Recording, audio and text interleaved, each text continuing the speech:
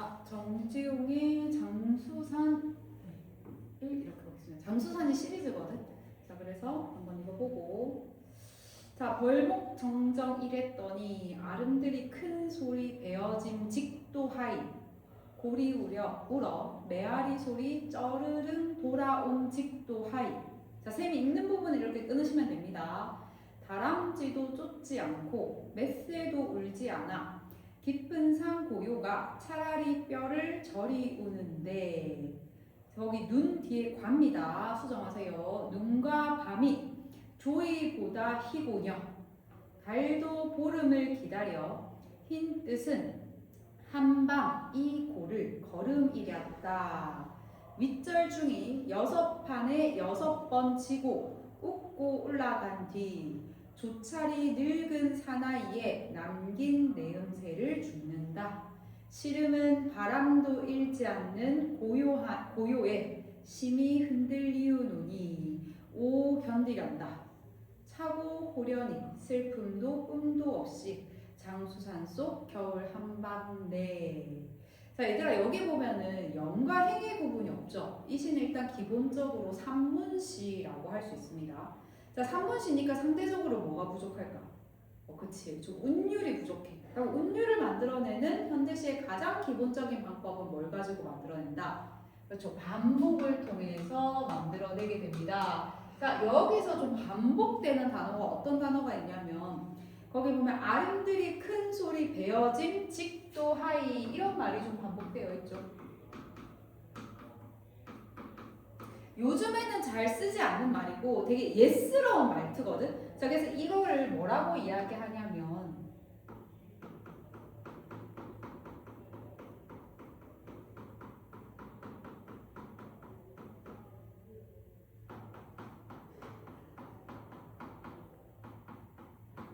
이런 말을 씁니다. 근데 이것만 예스러운 말투가 아니고 또 어디도 예스러운 말투냐면 벌목 정정 1획 건의의 1획 건의 1획 건의도 예스러운 말투고 베어짐 직도 하이에서 베어짐 직도 하이도 예스러운 말투고 그리고 좀 거기 한 줄 더 내려와서 달도 보름을 기다려 흰 뜻은 한밤 이 고를 걸음이란다 라고 걸음이란다도 예스러운 말투입니다. 그리고 그 밑에 있는 흔들리우노니 이런 것도 예스러운 말투고 견디련다 이런 것도 전부 다 예스러운 말투인데 이런 예스러운 말투를 의고형 어미라고 하고 이런 예스러운 말투를 중간 곳곳에 배치해서 운율을 형성하는 효과가 있습니다. 자, 그리고 하나씩 좀 볼 건데 일단 여기는 얘들아 선생님이 시에 있어서 되게 중요한 게 어떤 거라고 했어? 그치, 제목이 선생님이 상당히 좀 중요하다라고 이야기했었죠. 자, 우리가 제목을 보면 이 제목이 장수산이고 이 장수산에 대해서 화자가 어떻게 생각하는지 그리고 화자는 어디에 위치하고 있는지를 좀 잘 보셔야 됩니다. 근데 맨 마지막 문장을 보면 차고 호련히 슬픔도 꿈도 없이 장수산 속 겨울 한밤내라고 되어 있는 거니까 화자는 이 장수산 안에 있다라고 보시면 돼요. 나는 지금 이 장수산 안에 있다. 그러면서 장수산이 어떤 모습인지를 좀 설명을 해주는데 자, 어떻게 장수산이 묘사되고 있는지를 한번 보겠습니다. 자, 벌목 정정 이랬더니 라고 된 벌목은 이 벌자를 얘들 너희가 알지 모르겠는데 우리가 흔히 나무를 벌목한다 라고 할 때는 나무를 벤다 이런 뜻이야. 근데 벌목은 나무를 베는 겁니다. 정정은 쩡쩡 이런 거야. 그러니까 큰 나무 벨 때 쩡쩡 소리 난다는 거. 그래서 이 벌목 정정은 의성어입니다. 의성.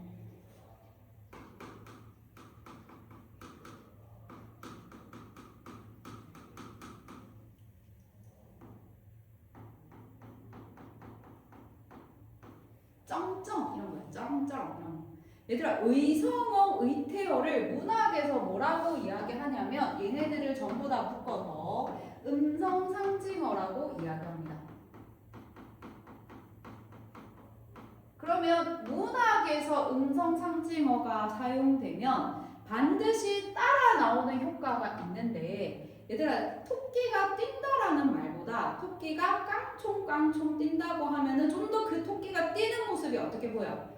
좀 더 구체적으로 보이게 되고 조금 더 생동감 감을 주는 효과가 있습니다. 그게 만약에 의태어라고 한다면 깡총깡총 튀는 모양이지 얘들아. 시각적인 느낌을 주고 벌목정정이죠.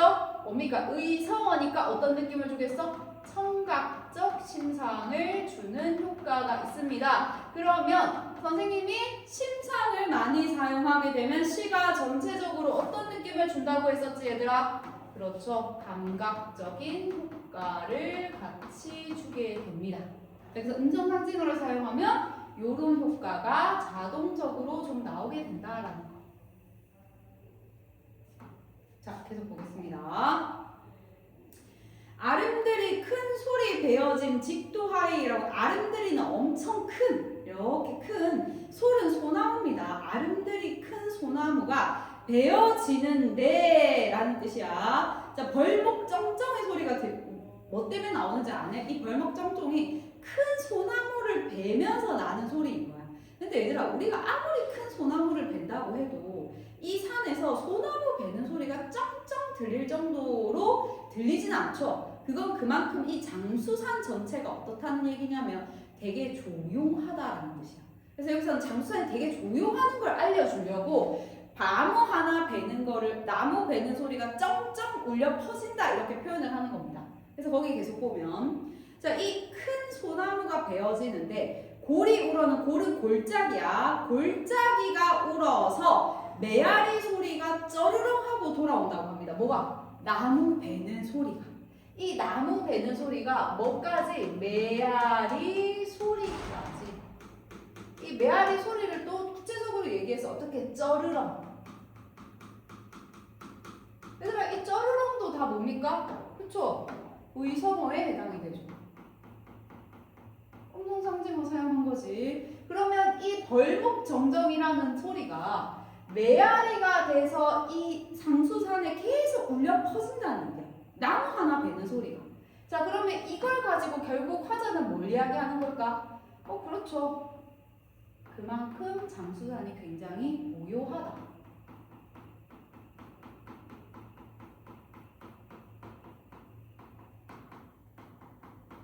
장수산의 굉장히 고요한 상태에 대해서 이야기해 주는 겁니다.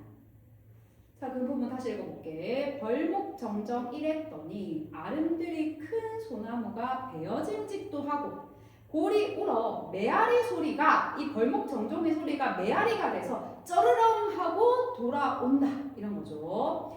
다람쥐도 쫓아가지 않고 맷새도 쫓아. 다람쥐 쫓아가는, 이렇게 다람쥐가 쫓아가면서 이렇게 막 나뭇잎을 내는 바스락바스락 소리 있지. 그 소리도 안 날 정도로, 다람쥐도 돌아다니지 않는데, 그리고 맷새, 새 울음소리도 울지 않을 정도로 깊은 산의 고요함이, 깊은 산의 고요가 뼈를 저릴 정도라다라고 이야기하죠.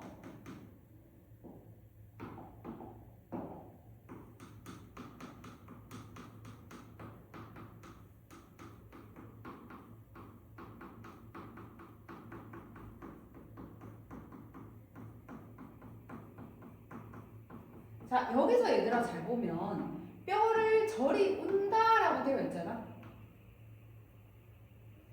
우리가 뼈저리게 느낀다 할 때 그 뼈를 저린다라고 하는 건데, 고요가 뼈를 저릴 정도로 너무나 조용하다. 그래서 소름이 돋을 정도다. 그래서 이 부분이 촉각적 심상이 사용되고 있습니다.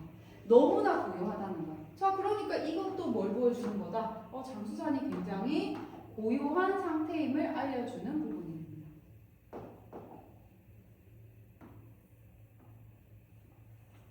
그러면 얘들아 한번 잘 볼까? 그럼 지금 여기까지 보면 장수산이 되게 조용하다라고 하는 거를 보여주는데, 장수산이 조용하다라고 하는 거를 뭘 통해서? 청각적 심상을 통해서 보여주는 거고, 또 장수산이 고요하다는 걸 어떻게? 촉각적 심상을 통해서 보여주는 거야. 그만큼 장수산이 조용하다고.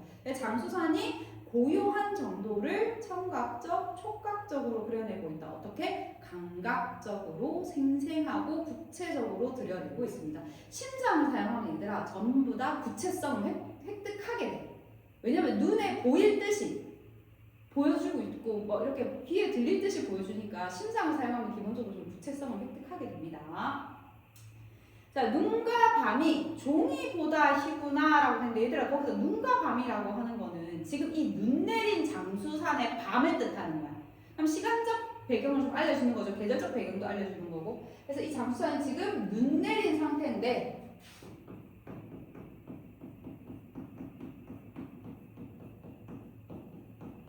자, 눈 내린 장수산이 뭐라고 하냐면 거기 조이보다 희다, 종이보다도 희다.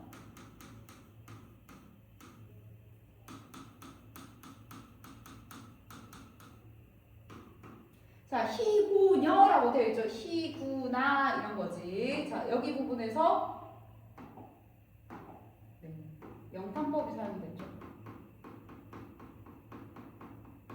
자, 그리고 희다라는 말이 썼으니까 시각적 심상이 사용됐습니다. 선생님, 이 시인은 시각적 심상 되게 많이 썼네요. 정지용 시인 자체가 시각, 청각, 감각적 심상을 엄청 많이 쓰고 그렇게 시를 좀 만들려고 했던 사람이에요. 그러니까 지금 이 장수산의 모습이 딱 바로 보이죠. 엄청 하얗고 엄청 고요하고 어느 정도로 고요하다고 나무 베는 소리가 들릴 정도로 고요하고 어느 정도로 뼈를 저릴 정도로 고요하다는 거죠. 고요함이. 자, 계속 보겠습니다. 달도 보름을 기다려 흰 뜻은 한밤 이 고를 걷게 하려는 것인가 이런 뜻이야. 걸음이렸다가 걷게 하려는 것인가. 달도 보름을 기다렸다라고 하는 거는 지금 이 장수산에 뜬 달이 지금 어떤 달이라는 거야? 보름달이라는 거야. 자, 보름달이 위에 떴으니까 보름달이 엄청 밝고 환한 거야. 이렇게 밝고 환한 달이 뜬 이유가 나더러 이 산 걸음을 거르게 하려고 하는 건가 이런 뜻입니다. 그럼 내가 지금 여기를 걷고 있는 거죠. 한밤에 보름 뜬 밤에 내가 이 장수산 골목을 걸어다니는 거야. 자, 그러면서 내가 무슨 생각을 하냐면 윗절에 있는 중이 6판에 6번을 지고 6판 바둑 같은 거를 두는데 6판 졌는데 6번 지면은 짜증나죠. 짜증나는데 그냥 이 중은 뭐라고 하는 거야? 그냥 웃으면서 올라간다. 왜? 이 스님이라고 하는 사람은 좀 이런 욕심이나 이런 세속적인 욕망을 다 초탈한 사람이잖아. 승패에 별로 연연하지 않는 사람이죠. 자, 그래서 내가 지금 여기서 누구를 떠올리냐면 웃절중을 떠올리면서 자, 이 웃절중이 어떤 중이냐면 6판을 게임을 했는데 근데 6번을 진 사람이야. 근데도 어떤 태도를 보인다고? 웃는데. 그럼 어떤 사람? 속세에 대한 욕심을 완전히 다 벗어난 사람. 탈속적인 태도죠. 탈속과 반대되는 게 세속적인 태도죠. 욕심 있고 이런 거. 욕심을 다 그냥 벗어난 사람이에요. 내가 이 사람 그럼 왜 떠올렸겠습니까? 나도 이 사람의 남긴 뜻을 따라가고 싶은 거야. 욕심 없이 살고 싶은 거야. 그래서 그 뒤에 뭐라고 하냐면 조차리는 가만히 조용히 늙은 사나이의 남긴 내음새를 죽는다는데 늙은 사나이가 웃절중입니다.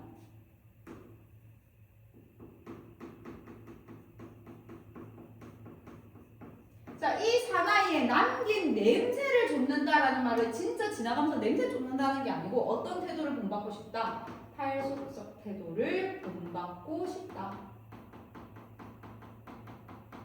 자, 그러면 화자가 지향하는 삶의 태도가 여기 나와 있네. 이게 화자가 지향하는 삶의 태도입니다.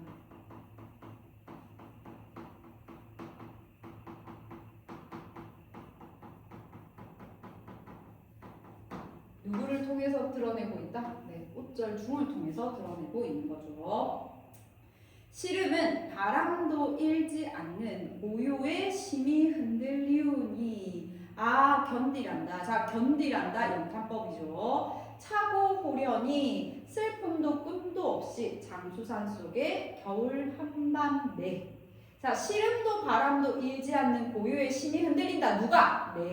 내가 지금 그런 상황이라는 거야. 그럼 나는 지금 이 웃절중의 상황이 아니겠죠. 내가 웃절중과 같이 욕심 없고 탈속적인 세계라면 외부의 시련은 내가 전혀 흔들릴 필요가 없는 거야. 내가 아무리 욕심 없이 살아가는데, 그지? 근데 나는 지금 그렇지 못한 상태라는 거야. 그걸 뭐라고 이야기하냐면 시름, 내가 가지고 있는 시름이라고 하는 것이 있는데 이 시름이 외부적 바람에 의해서 흔들리면 이해를 하겠는데 바람도 불지 않는데 나 혼자 요동치는 거야. 그래서 거기 그런 말 합니다. 시름이 있는데 바람도 일지 않는 아주 고요한데 나 혼자 막 있으니 이렇게 얘기하는 거죠. 그러면서 견디겠다. 내가 이 고통을 감내하겠다 하면서 호련이라고는 호련은 홀로 우뚝하게 이런 뜻입니다. 자, 홀로 우뚝하게 슬픔도 꿈도 없이 슬픔도 꿈도 없다라고 하는 거는 뭔가 희망을 가지거나 뭔가 되게 대단한 의지를 가지거나 이런 거 없이 좀 이렇게 그냥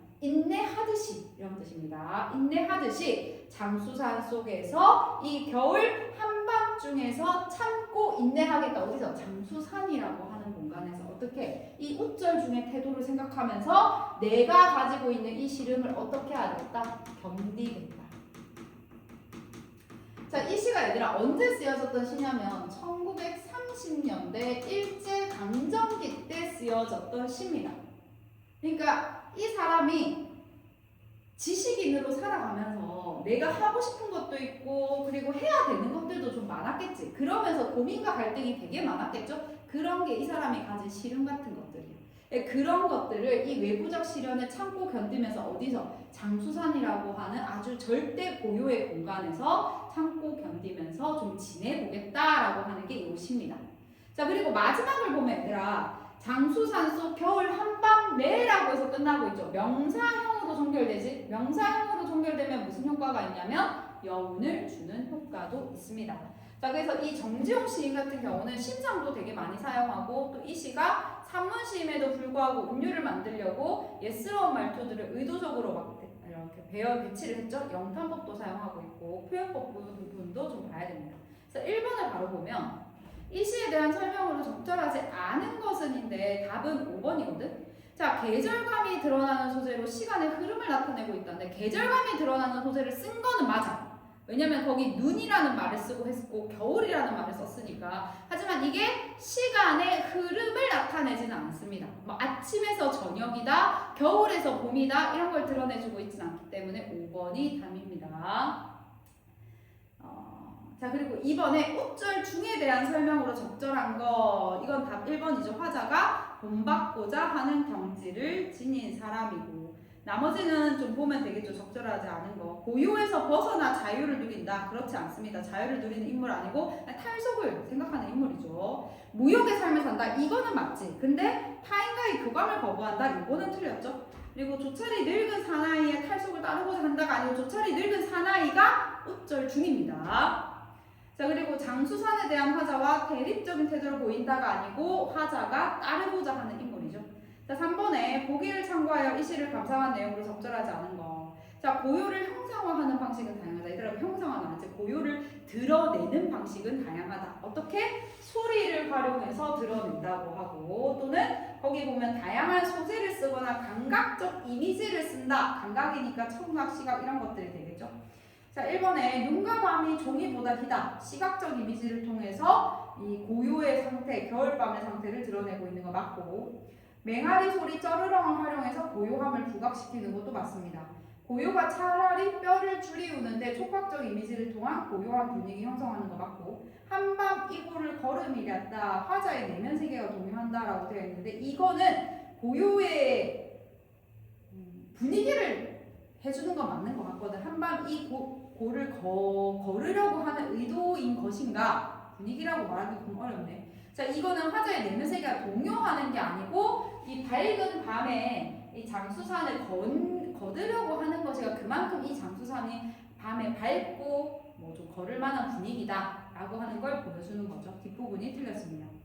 자, 서술형 1번에 기억과 니은에 나타난 화자의 시적 상황과 그에 대한 태도를 장수산과 연결해서 쓰라라고 되어 있는데 얘들아 거기 기억이 표시가 안 되어 있거든. 기억이 어디냐면 기억은 거기 시름은 바람도 잃지 않는 고요에 심히 흔들리우노니 라고 하는 게 기억입니다.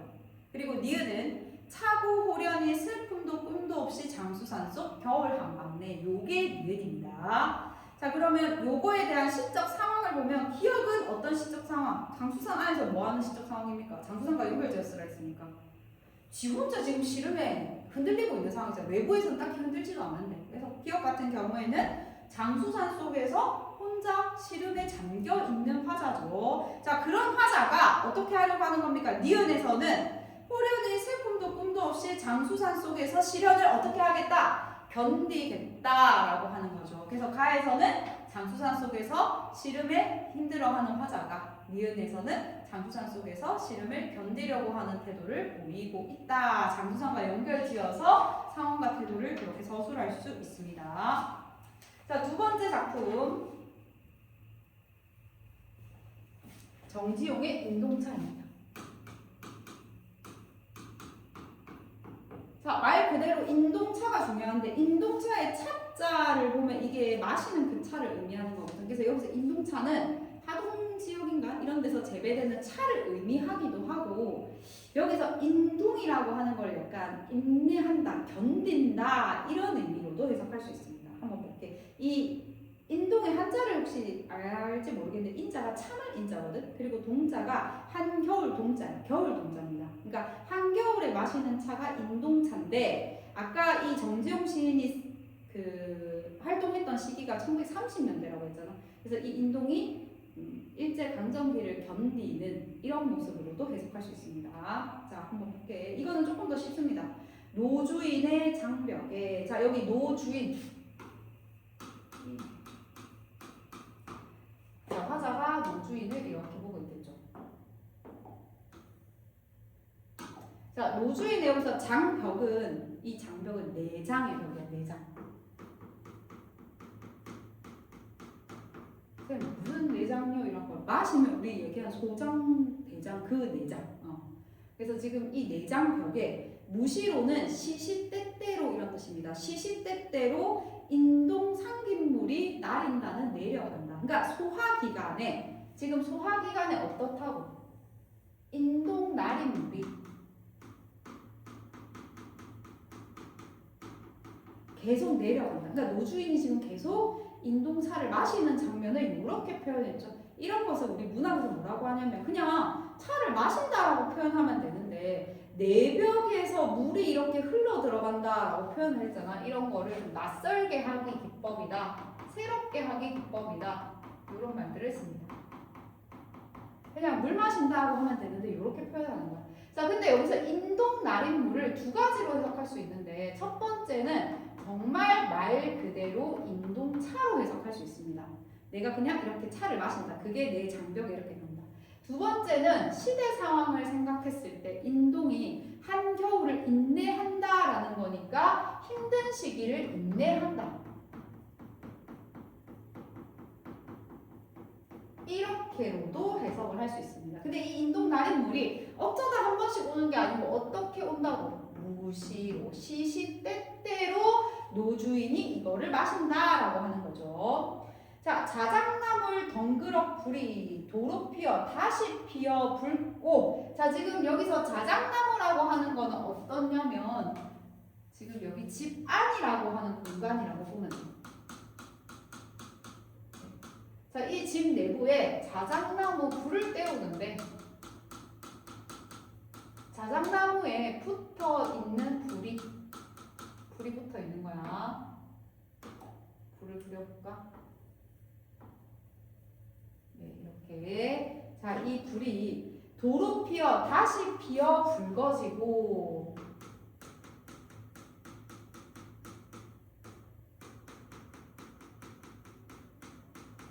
자, 다시 피었다라는 거는 원래 이제 한번 피었다가 시간이 좀 지나서 불이 식었다가 다시 이렇게 피었다라고 해서 시간의 경과를 좀 보여주는 부분이죠.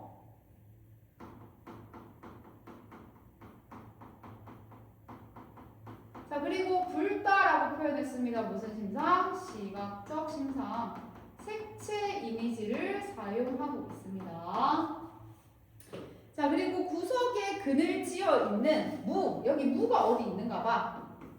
자, 이 무가 있는데, 자, 이 무는 순이 돋아서, 새 순이 돋아서 파릇하대. 그럼 얘들아, 파릇하다라고 하니까 이것도 좀 어떤 느낌이야? 그렇지. 이런 느낌이니까 무슨 이미지? 시각, 색채 이미지를 사용하고 있죠. 자, 그러면 얘들을 한번 잘 볼까? 자, 여기서 보면 시간의 경과 여기서 다시 피어오르는 거야. 불길이 이렇게 꺼졌다가 불길이 다시 피어오르는 거고 새순이 파릇 쏟아오르는 거기 때문에 생명력이 다 꺼졌다가 다시 불길이 오르고 새순이 오르는 거니까 이 부분은 전부 다 플러스 생명력을 보여주는 부분입니다. 그래서 이 두 부분, 방 안에 있는 불이라던가 여기 있는 이 불, 그리고 방 안에 있는 문은 생명력이 조금씩 살아나는 모습을 보여주고 있습니다. 자, 흙냄새 훈훈이 김도살이다가 바깥 풍설 소리에 참작하다라는 풍설 소리에 조용해진다. 바깥에 풍설이 부는 거다. 자, 이거는 집 바깥이죠. 자, 풍설은 얘들아 비바람으로 부는 거야. 눈입니다. 비랑 눈이 먹는 거야. 그럼 얘들아 우리가 시대 상황을 고려했을 때 이 풍설을 뭐라고 해석할 수 있다? 네, 부정적 상황 그리고 뭐 일제강점기 이런 식으로 좀 해석할 수 있죠. 부정적 현실로 해석할 수 있습니다. 바깥이 그런 상황이라는 거지. 그러면 이 부정적 현실은 뭐랑 좀 대조된다? 네, 방 안에 있는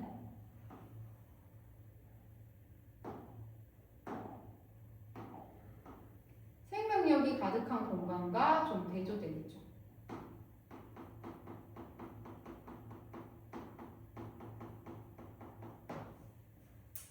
산중에 책력도 없이라는 말은 여기 지금 우리가 여기 있는데 이 노인이 있는 곳이 산 어디에 있는가 봐. 산중에 책력은 달력입니다. 달력도 없이. 달력이 없다라는 말은 그냥 시간의 흐름을 있었다 이런 뜻이야. 시간의 흐름을 생각하지도 않듯이 이런 뜻이야. 삼동이 하얗다. 얘들아 풍설 삼동 같이 해석할 수 있습니다.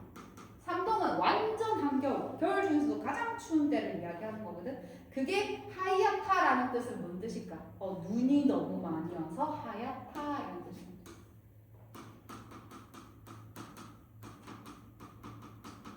자, 이 하얗다라고 하는 건 딱히 플러스를 해석한다고 보기 어렵겠죠. 어떤 외부적으로 눈이 지속적으로 오는 부정적 상황을 의미한다고 할 수 있습니다.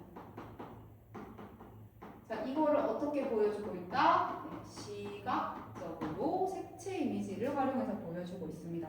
시각적 심상을 쓰고 있으니까 전체적으로 어떻습니까? 시각 감각적이겠죠. 자, 다시 보겠습니다. 자, 노주인의 내장의 벽에 시시때때로 인동차 또는 인내를 견디는 것이 시시때때로 나타난다. 자작나무, 방 안에 있는 자작나무에 불이 다시 피어나고 그리고 구석에 그늘지어 있는 무가 새순이 돋아서 파릇해지고 그래서 방 안에는 조금씩 생명력이 있고 온기가 있는 모습이다. 그지? 그래서 흙냄새 훈훈이 이렇게 김도 이렇게 살면서 방 안이 조금씩 따뜻해지는데 훈연해지는데 바깥은 어떤 상황이라고? 바깥 풍설 소리에 침잠하다는 확 사그러진다 이런 뜻입니다. 바깥 풍설 소리가 워낙 세서 그래서 여기서 바깥 풍설은 생명력을 끄트러버리려고 하는 거죠. 침잠한다, 깔아앉는다 이런 뜻이니까. 그래서 얘는 생명력을 위협하는 마이너스적인 의미. 그리고 바깥에 얘들아 풍설이 있으니까 생명력이 있는 대상들이 살아갈 수도 없잖아. 그래서 대조적 의미를 가지고 있습니다. 산중에 지금 이 노인이 있는 곳이 산중입니다. 산중에 노인이 어떻게 지낸다고? 달력도 없이 지낸다. 즉 세월 시간의 흐름을 생각하지도 않고 지낸다 이런 뜻입니다. 삼동 풍설이랑 같은 의미죠. 아주 하얗다. 눈으로 가득 뒤덮였다. 그래서 여기서 눈은 플러스를 의미한다고 보기 어렵습니다. 자, 4번에 이 시에 대한 설명으로 적절한 거 보기 1번이 영탄이 아니라 영탄적 표현을 통해 고조된 감정을 나타내는데 여기 영탄법이 사용된 게 없죠. 표면에 드러나지 않는 하자. 답 2번이죠. 표면에 드러나지 않는다라는 말은 이 시에서 나라는 말이 안 쓰이게 되면 표면에 드러나지 않는 겁니다. 이 시에서 화자가 없는 시는 없거든. 근데 나라는 말이 안 쓰였죠. 그럼 표면에 드러나지 않는 겁니다. 대상 누구를 관찰하고 있습니까? 노주인을 관찰하고 있죠. 경쾌하고 발랄한 어조 안 사용되고 있고 먼 곳에서 가까운 곳 아닙니다. 오히려 공간의 대립을 통해서 보여주고 있죠. 역설법 사용되지 않았습니다. 자, 5번에 이 시기의 창작 시기와 배경 말기인 1941년에 발행된 백록담에 실린 작품이다. 정지용은 서울에 살고 있었다. 인동차는 한약재로 쓰이는 인동에 이게 줄기야. 줄기와 잎사귀를 말려 먹는 차다. 또 인동에는 겨울을 참고 참고 견딘다는 말도 있다. 자, 장벽은 위장과 같은 내장의 벽을 의미하고 무시로는 아무 때나라는 뜻이다. 자, 답은 4번인데 책력도 없이 바쁘게 살아가는 도시의 삶, 도회는 도시입니다. 도시의 삶을 그리워하고 있다는데 전혀 그렇지 않죠. 오히려 이곳에서 시간 가는 줄 모르고 이곳에서 그냥 인동차 인내하면서 이 생명력들을 느끼면서 바깥의 풍서를 견디면서 살아가려고 하는 태도를 보이고 있습니다. 자, 오늘 여기까지 하겠습니다.